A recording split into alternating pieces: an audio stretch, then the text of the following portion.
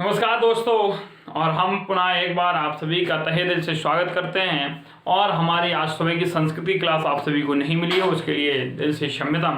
कुछ व्यस्तता के कारण आज सुबह की क्लास नहीं दे पाए आप सभी को, लेकिन कल से पुनः कंटिन्यू अपना टाइम आप जरूर बता दीजिएगा, क्योंकि टाइम में कुछ डिफरेंस था। कुछ लोग कह रहे थे सर 10 बजे मेरी ऑफलाइन क्लासेस रहती हैं, तो मैं ऐसा विचार कर रहा हूँ कि क्यों ना अपन इस क्लास को साइकोलॉजी के तुरंत बाद रख दें। मतलब साइकोलॉजी क्लास अपनी सायंकालीन बेला में 7 बजे से होती है, तो 7 से पौने 8 तक हो जाती है। मैं विचार कर रहा हूँ कि 7:45 से लगी क्लास यही रख दूँ अपन, ऐसा मेरा विचार है। और यदि आप लोग यस बोलते हैं तो कल से सायंकालीन बेला 7:45 से वो मैथ की क्लास थोड़ा पोस्टपोन कर देते हैं, या सायंकालीन जो भी आप समय कहें आप निर्धारित कर लीजिएगा।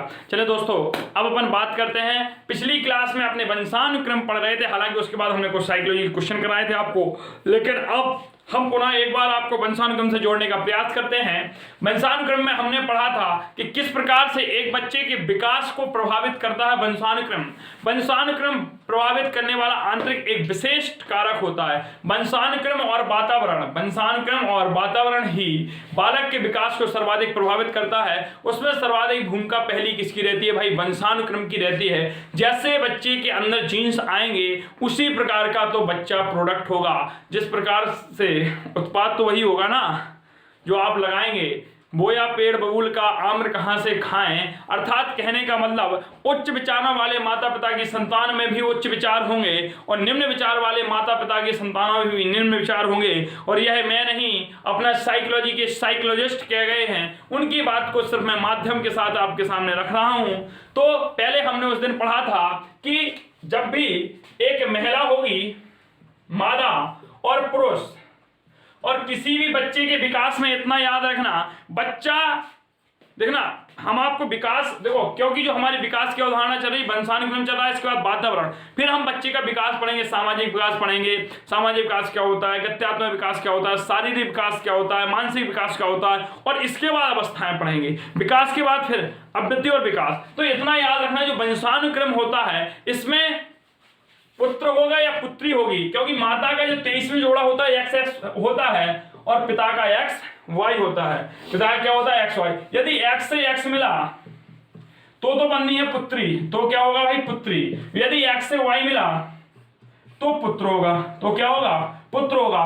तो बच्चा पैदा होने के लिए उत्तरदायी कौन है? सदैव जो भी पुत्र होता है या पुत्री होती है, इसके लिए उत्तरदायी होता है पिता। लेकिन जब भी बच्चे का डेवलपमेंट होगा, विकास होगा, तो विकास में दोनों के गुण प्रभावी दिखेंगे। अर्थात कहने का मतलब 23 जोड़े का एक सेट यहां से और 23 का सेट यहां से, ये तो पुत्र और पितरियों में जाएगा, तो टोटल 46 का सेट एक नवजात शिशु में होता है। अब यहां समस्या यह हो जाती है कि किसके गुण प्रभावी होते हैं? माता के गुण प्रभावी हो जाते हैं बच्चे में या पिता के। या कभी कभी ऐसी भी कंडीशन बनी होगी कि ना तो लड़का माता की तरह होगा ना पिता की तरह हो गया, फिर लोगों को समस्या होती है। तो समस्या वाली कोई बात नहीं, माँ भी यहाँ सही है, पिता भी सही है। हो सकता है उसके 7 पीढ़ी पहले किसी के भी लक्षण आ गए हो सकता है वह दादा के ऊपर चला गया हो सकता है वह परदादा के ऊपर चला गया हो सकता है नाना के यहाँ चला गया हो, या नाना के पिता के उसमें लक्षण प्रदर्शित होने लगे हों। तो XX और XY, और जो बच्चे का विकास होता है सामाजिक विकास, उसमें चलो अब सामाजिक विकास की भूमिका आ गई। सामाजिक विकास बच्चे का सर्वाधिक प्रभावित करती है माता, इतना याद रखना। माँ जैसा बच्चे को बनाना चाहती है वैसा ही पढ़ेगी। फिलहाल इस टॉपिक पे यहीं विराम देते हैं, वो तो शब्द निकल गया सामाजिक इसलिए बोल दिया। इसकी बात अपन 3-4 लेक्चर की बात करेंगे। अब यहाँ मैंने आपको बताया 23 का सेट होता है, शायद कहीं हो जाए कोई भी नवजात बच्चा हुआ, पुत्र हो या पुत्री हो, इसमें टोटल गुणसूत्र होते हैं 46। अब हम कहें यदि 46 की जगह यहां से क्वेश्चन आया है, गुणसूत्रों की संख्या हो गई 47। गुणसूत्रों की संख्या कितनी हो गई? 47। 21वीं जोड़ा गुणसूत्र एक एक्स्ट्रा बढ़ गया, इसमें 21वां गुणसूत्र बढ़ गया। ये कितना बढ़ गया? 21वां गुणसूत्र बढ़ गया। तो जब ऐसी हो जाती है तो यह कंडीशन कहलाती है डाउन सिंड्रोम। क्या कहलाती है? Down syndrome. और क्वेश्चन आया था एक बार कि 47 गुणसूत्र होने के बाद क्वेश्चन मेरे सामने है कि वह अवस्था जिसमें माता के 21वां गुणसूत्र अतिरिक्त में आ जाता है, कौन सी कहलाती है? ऑप्शन थे डाउन सिंड्रोम, टर्नर सिंड्रोम, और कर्ली-फेंडर सिंड्रोम और विल्सन सिंड्रोम, तो ये डाउन सिंड्रोम होती है। जब एक गुणसूत्र ज्यादा हो जाए तो ये डाउन सिंड्रोम होती है। यूपीटीईटी 2016 में पूछा गया प्रश्न है कि यदि माता का 21वीं जोड़ा गुणसूत्र अतिरिक्त आ जाए तो कौन सी अवस्था बनती है, तो वह डाउन सिंड्रोम होती है। क्या होती है? डाउन सिंड्रोम होती है। अब यहां मैंने एक शब्द और बोला था, टर्नर सिंड्रोम। और जो इस प्रकार का बालक होगा यह मंगोलिया होगा। कैसा होगा? मंगोलिज्म होगा। इसका क्या होगा भाई, देख लीजिए, मंगोलिज्म बालक होगा। कैसा होगा? मंगोलिज्म बालक होगा। मंगोलिज्म बालक होगा। तो जिसमें 47 होगा मंगोलिज्म बालक होगा, और इसकी जो आईक्यू लेवल होगी वह 25 से 50 होगी, मतलब जड़ बुद्धि से कुछ ज्यादा होगा। यह पागल टाइप का होता, हो सकता है इसका सिर ज्यादा बड़े आकार का हो जाए। इसका ना शारीरिक विकास, ना मानसिक विकास, ना बौद्धिक विकास, ना सामाजिक, कोई भी विकास सही तरीके से नहीं होता है। और यह जो अवस्था देखी जाती है अधिकतर उन बच्चों में बनती है जिनकी माता की उम्र 35 प्लस हो चुकी होती है, तब बच्चा होता है, तब ये कंडीशन ज्यादा बनती है। आगे देखते हैं, यदि गुणसूत्र बढ़ने की जगह घट जाए, यदि हमने कहा अभी तो होने थे 47 और दो प्रॉपर सामान्य होने कितने चाहिए, 46 ही होने चाहिए। यदि 45 हो जाएं, कितने हो जाए भाई, यदि 45 गुणसूत्र हो गए तो यह टर्नर सिंड्रोम कहलाता है। क्या कहलाता है? टर्नर सिंड्रोम कहलाता है। तो टर्नर सिंड्रोम की कंडीशन में भी बच्चे का विकास सही नहीं होगा। अर्थात यदि बच्चे का पूर्ण मानसिक विकास करना है तो कितने गुणसूत्र होने चाहिए? 46 ही गुणसूत्र होने चाहिए। जिस प्रकार से एक जब बच्चा पैदा होता है तो वह 3 किलो का होता है, अर्थात कहने का 2800 से 3200 ग्राम का होना चाहिए उसे। ठीक है, 2800 से मतलब 2.8 केजी से बालक 3.2 केजी का होना चाहिए, साइकोलॉजी कहता है। यदि बालक इससे कम हुआ, यदि बालक 1 किलो का हो गया तो फिर उसके क्या भाई, छोटे छोटे पांव, छोटे छोटे हाथ, बच्चे का विकास सही नहीं होगा। यदि बच्चा 5 किलो का हो गया, हाथी टाइप हो गया, मोटा हो गया, तब भी बच्चे का विकास सही से नहीं होगा। तो इसलिए हर चीज हमारी वंशानुक्रम वातावरण जो है यहीं से जुड़ती है। सारी चीजों को हम एक साथ जोड़ते चलेंगे, आगे बढ़ेंगे इसी श्रृंखला में। और अब हम क्रोमोसोम्स हमने आपको बता दिए थे, आगे हम एक और देखते हैं। यदि क्रोमोसोम्स की विसंगति हो जाए, क्रोमोसोम्स बताए थे आपको पिछली क्लास में, अगर क्रोमोसोम्स में क्या हो जाए, विसंगति आ जाए। अब विसंगति कैसे आती है, क्रोमोसोम्स भी आपको समझाए थे।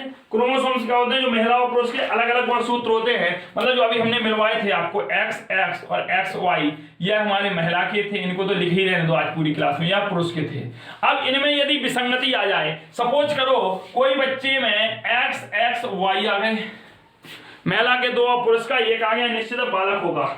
ये माफ कीजिए YY XYY, ये तो कंफर्म है कि यहां से बनना क्या है, बालक बनना है, लेकिन XXXYY हो गया, इसमें असमानता आ गई तो ये पुरुष अपराधी बनेगा। क्या बनेगा भाई, पुरुष कैसा होगा, अपराधी होगा। वो यही यदि XXY हो गया, क्या हो गया, XXY हो गया, तो यह होगा तो देखने में पुरुष जैसा, देखने में, क्योंकि Y है तो निश्चित पुरुष बनना, देखने में पुरुष जैसा, लेकिन लक्षण नहीं होंगे एक भी पुरुष जैसे, लक्षण नहीं होंगे एक भी पुरुष जैसे। और यदि X0 हो जाए,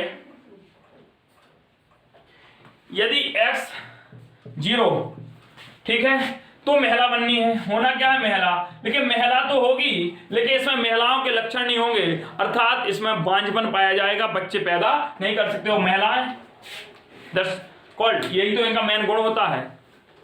आगे हम देखते हैं, अब इसके बाद हम दोस्तों बात करते हैं वंशानुक्रम की प्रमुख परिभाषाओं की। हमने इतनी चीजें पढ़ी, आपको बताया, एक में एक तथ्य रखे। यदि पसंद आए हो तो आप लाइक शेयर सब्सक्राइब और एक अपना कमेंट जरूर किया करें, सर क्लास आज की कैसी रही, लिखा करें, 2 वर्ड आपके हमें चाहिए डेली। चले अब हम पहली परिभाषा पढ़ते हैं, बीएन झा की। वंशानुक्रम हमारी जन्मजात विशेषताओं का पूर्ण योग है। बीएन झा कहते हैं भोलानाथ झा, बीएन झा मतलब भोलानाथ झा, भोलानाथ झा। भोलानाथ झा क्या कहते हैं कि वंशानुक्रम व्यक्ति की जन्मजात विशेषताओं का पूर्ण योग है। वंशानुक्रम व्यक्ति की जन्मजात योग्यताओं का पूर्ण योग है। देखिए इन्होंने क्या कहा, जो वंशानुक्रम है वह व्यक्ति की जन्मजात है। तो यहां से हमें आ रहा है, एक क्वेश्चन तैयार हो गया कि जो वंशानुक्रम होता है वह व्यक्ति द्वारा अर्जित नहीं किया जाता है, जन्मजात होता है। पहला प्रश्न तो यहां से हमारा क्या हो गया, कंफर्म हो गया कि जो वंशानुक्रम होता है वह जन्मजात होता है, वह हमें विरासत के रूप में जीन्स के माध्यम से स्थानांतरण हो जाता है जब हम गर्भावस्था में होते हैं मां के। तो इन्होंने कहा कि जो वंशानुक्रम है वह व्यक्ति की जन्मजात योग्यताओं का पूर्ण योग है, अर्थात व्यक्ति की योग्यताएं उसके वंशानुक्रम को दर्शाती हैं कि वह किस वंश क्रम का, किस कुल का है, वह कैसे परिवार से, कैसे परिवेश से बिलोंग करता है। परिवेश शब्द हटाइए, किस परिवार से बिलोंग करता है, तो यह उसकी जन्मजात योग्यताओं को ही क्या करेगा, दर्शाएगा। आगे हम बात करते हैं दोस्तों, और इस आगे की चर्चा में हमारी दूसरी परिभाषा है वुडवर्थ महोदय की। वंशानुक्रम में वो सब विशेषताएं आ जाती हैं वुडवर्थ महोदय की। देखिए वुडवर्थ महोदय की वंशानुक्रम में वह सब विशेषताएं आती हैं, वंशानुक्रम में वह सब विशेषताएं आ जाती हैं, सब विशेषताएं आ जाती हैं, वंशानुक्रम में वह सभी विशेषताएं आ जाती हैं जो जन्म के समय से नहीं अपितु 9 महीने उपस्थित हो जाती हैं, 9 महीने उपस्थित हो जाती हैं, जो जन्म के समय से नहीं, जो जन्म के समय नहीं 9 महीने से उपस्थित होती हैं, से उपस्थित होती हैं। शायद यह भाषा आपको कठिन लग रही होगी तो दूसरी भाषा आप लिख लीजिए। दूसरी भाषा लिखिए, बालक बालिकाओं के जन्म के समय माता पिता में उपस्थित विशेषताओं का संतानों में, बालक बालिकाओं के या व्यक्ति के, सीधा लिख लीजिए, व्यक्ति के जन्म के समय, जन्म के समय माता पिता के, माता पिता में उपस्थित विशेषताओं का, माता पिता में उपस्थित विशेषताओं का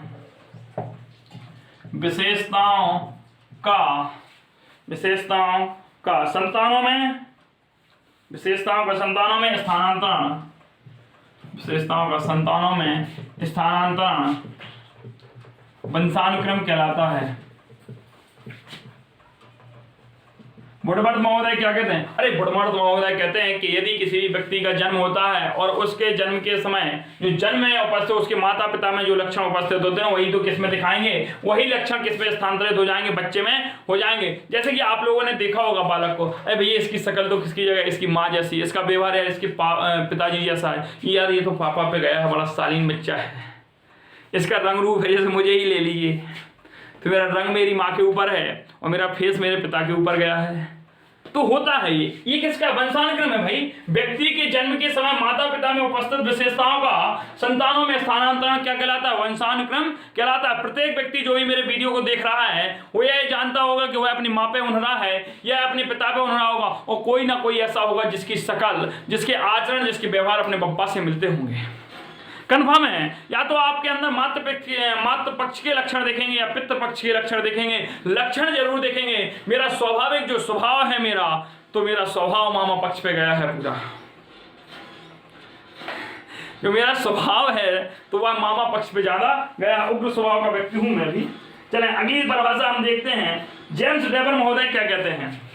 चलें तो बीएन झा की, भोलानाथ झा ने क्या कहा था, वंशानुक्रम व्यक्ति की जन्मजात योग्यताओं का पूर्ण योग है। और आप इनकी वुडवर्थ महोदय की ये परिभाषा थोड़ा कठिन लग रही होगी आपको, इसलिए ये ना पढ़ें, इसको पढ़ें कि व्यक्ति के जन्म के समय माता पिता में उपस्थित विशेषताओं का संतानों में स्थानांतरण वंशानुक्रम कहलाता है। अरे व्यक्ति के जन्म के समय माता पिता में उपस्थित, व्यक्ति के जन्म के समय माता पिता में उपस्थित विशेषताओं का संतानों में स्थानांतरण ही क्या कहलाता है, वंशानुक्रम कहलाता है। अब दोस्तों हमको जेम्स ड्रेवर पढ़ना है, और जेम्स ड्रेवर महोदय क्या कहते हैं, अरे माता पिता की शारीरिक और मानसिक विशेषताओं का संतानों में स्थानांतरण होना। जेम्स ड्रेवर क्या कहते हैं, माता पिता की शारीरिक एवं मानसिक विशेषताओं, शारीरिक एवं मानसिक विशेषताओं का पुत्र में या संतानों में पुत्र नहीं करिए, या संतानों में स्थानांतरण होना ही जिसको समझ में नहीं आ रहा हो मैं बोल रहा हूं तो लिखते जाएं कि माता पिता की शारीरिक एवं मानसिक विशेषताओं का संतानों में स्थानांतरण होना ही वंशानुक्रम कहलाता है। यह कह रहे हैं कि यदि जो बच्चे की माता और पिता की शारीरिक विशेषताएं हैं, मानसिक विशेषताएं, जो उनकी हष्ट पुष्ट बॉडी है, जैसे लंबे बाप का पुत्र सदैव लंबा ही होगा, सुंदर माता का पुत्र सदैव सुंदर ही होगा, सुंदर पिता का पुत्र सदैव सुंदर ही होगा। तो ऐसी काफी विशेषताएं हमारी होती हैं। अगली परिभाषा हम देखते हैं, पीटरसन महोदय क्या कहते हैं। पीटरसन महोदय क्या कहते हैं, लिखिए कि माता पिता के माध्यम से दादा दादी नाना नानी एवं पूर्वजों का लक्षणों में संतान। हाँ, पीटरसन देख लीजिए भाई, पीटरसन महोदय कहते हैं कि माता पिता के माध्यम से माता पिता के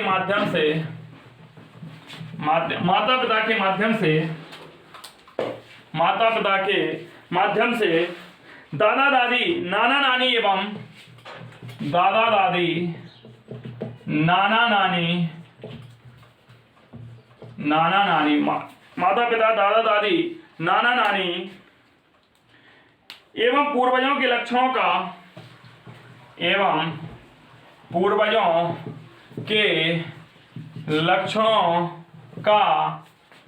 का संतानों में स्थानांतरण होना, संतानों में स्थानांतरण होना ही वंशानुक्रम कहलाता है। कहने का मतलब हो गया कि जो हमारे दादा दादी के नाना नानी के लक्षण हैं वह हमारे माता पिता के द्वारा हमारे अंदर आना ही क्या कहलाता है, वंशानुक्रम कहलाता है। या हमारे कौन कहते हैं, जेम्स पीटरसन महोदय कहते हैं और ट्रेवर महोदय क्या कहते हैं कि माता पिता की शारीरिक एवं मानसिक योग्यताओं का बच्चों में संतानों में स्थानांतरण होना ही क्या कहलाता है, वंशानुक्रम। इनके कहने का मतलब होगा कि यह हमारी थी माता, यह हमारे थे पिता, ये हमारे पिता हैं, यह है माता, इनसे हुए इन दोनों के निषेचन की क्रिया के बाद एक हमारे जैसा पुत्र पैदा हुआ।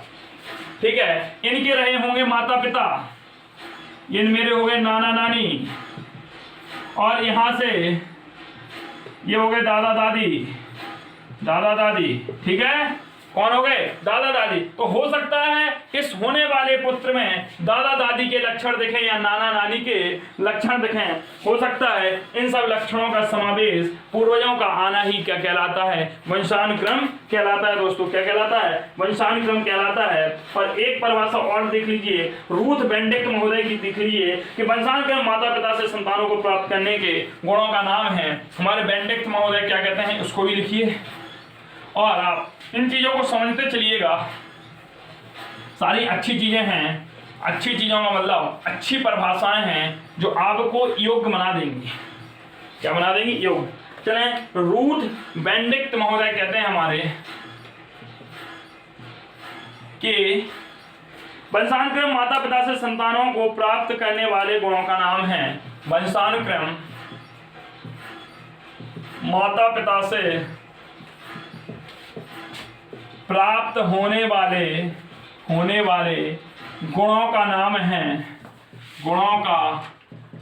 है। तो वंशानुक्रम माता पिता से प्राप्त होने वाले गुणों का नाम है, यह बेनेडिक्ट महोदय कहते हैं। क्या कहते हैं, बेनेडिक्ट महोदय कहते हैं।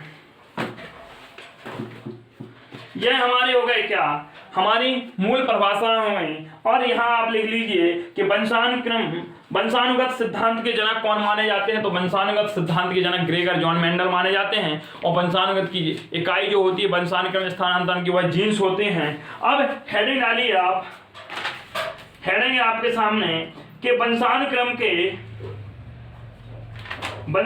की विशेषताएं। हेडिंग डालिए आप, वंशानुक्रम की विशेषताएं।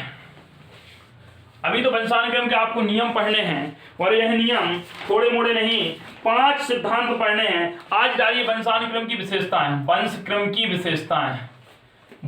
की विशेषताएं।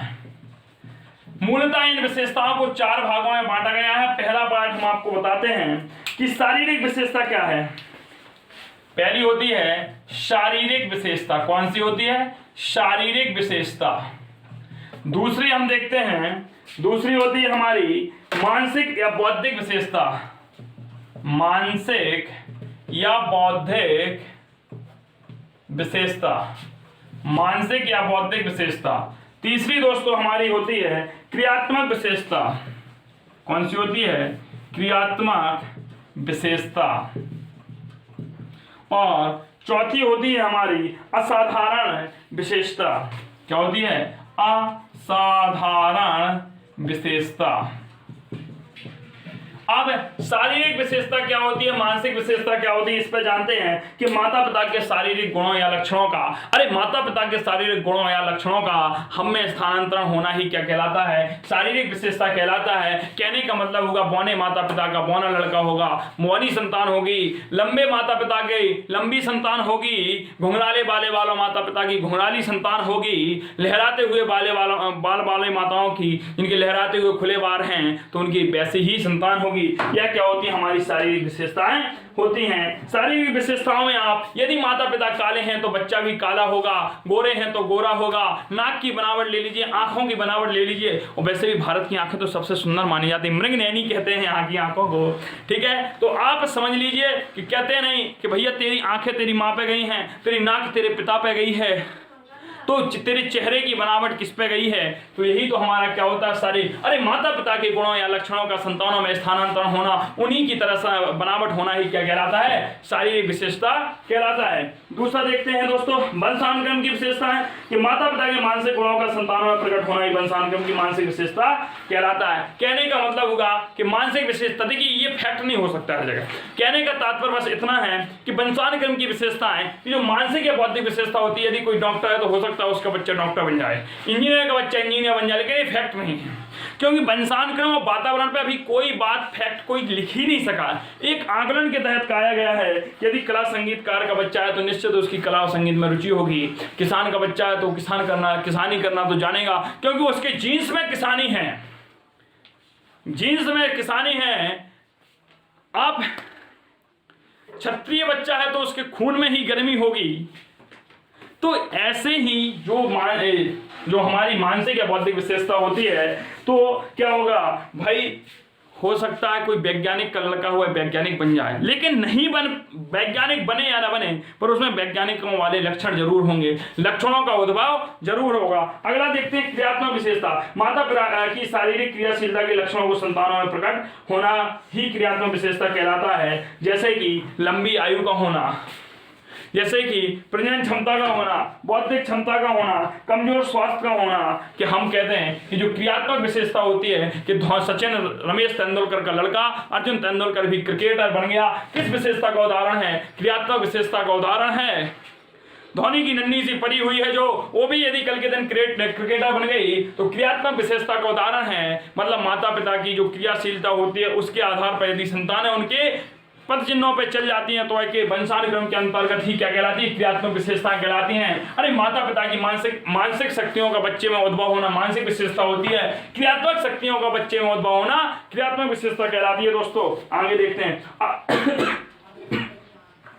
असाधारण और असमान विशेषता क्या होती है कि माता पिता के माध्यम से संतानों में आनुवंशिकी बीमारी रोगों का स्थानांतरण होना ही क्या कहलाता है? असाधारण विशेषता कहलाता है। जैसे गंजापन, बालों वाले माता पिता की गंजी संतान हो जाना, बाल वाले माता पिता की गंजापन हो जाना, वर्णांधता का होना, वर्णांधता सबने पढ़ी होगी कि हरे और काले में रंग का विभेद न हो पाना, डायबिटीज का हो जाना, गर्भ कैंसर का होना, ये सब क्या होते हैं? असाधारण लक्षण होते हैं। ऐसे रोग होते हैं जो माता पिता से बीमारियों के रोगों का संतानों में स्थानांतरण हो जाता है। बहु अंगुल का होना, मतलब बहुत सी उंगली होना। एक बच्चा हमारी क्लास में आता है पढ़ने, इंटरमीडिएट में आता है, तो उसके भाई साहब हाथों में 6 उंगलियां, पैरों में 6 उंगलियां हैं, टोटल मिला के होनी चाहिए 20, उसकी हैं 23। यही किसका उदाहरण है? असाधारण विशेषता का उदाहरण है। बहु अंगुलिका का होना, मतलब माता पिता में कहो वो लक्षण ना हो फिर भी बच्चे में उभर आए हों। यह वंशानुक्रम की हमारी विशेषताएं हो गई। दोस्तों अब हम चलते हैं वंशानुक्रम के प्रमुख सिद्धांतों पर। कहाँ चलते हैं? वंशानुक्रम के प्रमुख सिद्धांतों पर, और हम वंशानुक्रम के प्रमुख सिद्धांतों को जानते हैं, पढ़ते हैं और सीखते हैं। तो वंशानुक्रम के सिद्धांत कितने हैं दोस्तों? 5 सिद्धांत पढ़ने हैं। पहला सिद्धांत देखिए, बीजकोश के निरंतरता का सिद्धांत। बीजकोश की निरंतरता का सिद्धांत, बीजकोश की निरंतरता का सिद्धांत, निरंतरता का सिद्धांत। और बीज कोश की निरंतरता का सिद्धांत जो दिया है यह बीजमैन महोदय ने दिया। किसने दिया? बीजमैन महोदय ने दिया। तो बीज कोश की निरंतरता का सिद्धांत किसका था? बीजमैन महोदय का था। अगला देख लीजिए भाई, उत्पाद सूत्र या सांख्यिकी सूत्र का, उत्पाद सूत्र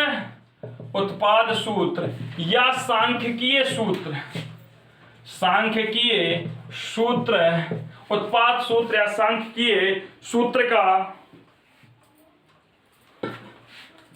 सांख्यिकीय सिद्धांत यह दिया था फ्रांसिस गाल्टन ने। किसने दिया था? फ्रांसिस गाल्टन महोदय ने। किसने दिया था? फ्रांसिस गाल्टन ने दिया था। तीसरा है कि माता पिता के वातावरण से अर्जित गुणों के वितरण का नियम, वातावरण से अर्जित गुणों के वितरण का नियम। और चौथा है वातावरण से अर्जित गुणों के आवितरण का नियम।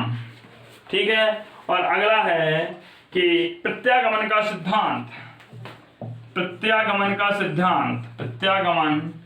सिद्धांत। अगला क्या है? प्रत्यागमन का सिद्धांत। तो जो हमारा यह है, यह डार्विन, यही एक लोग ने नहीं, डार्विन महोदय ने दिया, लेमार्क ने दिया, डार्विन हो गए, लेमार्क हो गए, हैरिसन हो गए, विलियम मैकडूगल हो गए। हैरिसन और विलियम मैकडूगल।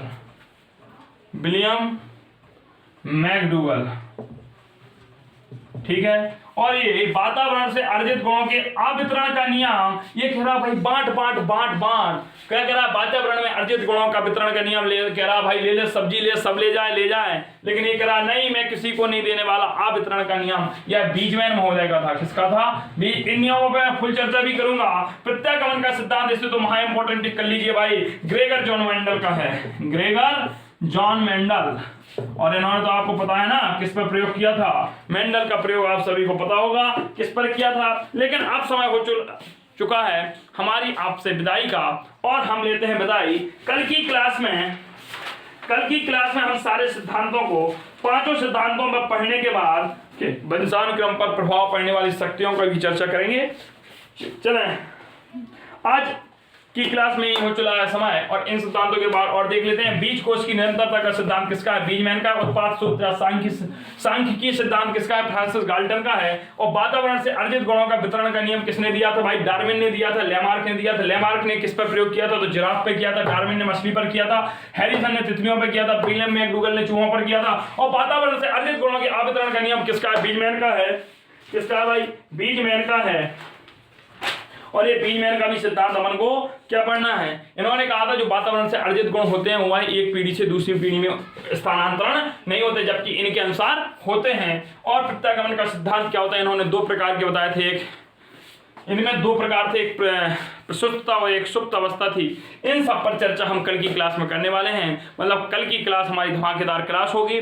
आप सभी लोग पुनः इसी टाइम पर जुड़ें, और हो सकता है कल इस क्लास के बाद अगर संस्कृत की क्लास कल सुबह नहीं आती है तो समझ लेना कि सायंकालीन बेला में ही संस्कृत की क्लास आप सभी को मिलेगी। नोटिफिकेशन हो जाएगा। जिन भैया बहनों ने चैनल को सब्सक्राइब नहीं किया है सब्सक्राइब कर लीजिए, बेल आइकन जरूर दबा लें, घंटा बजा लें आप लोग, ताकि आपको प्रतिदिन अपडेट मिलती रहे। और लगातार 4 क्लासेस हो रही हों, और जैसे ही डीएलएड तृतीय सेमेस्टर की एग्जाम की डेट कंफर्म हो जाएगी तो लगातार दिन में 8 से 10 क्लासेस आप लोगों को मिलना स्टार्ट हो जाएंगी। बहुत बहुत धन्यवाद आप सभी का।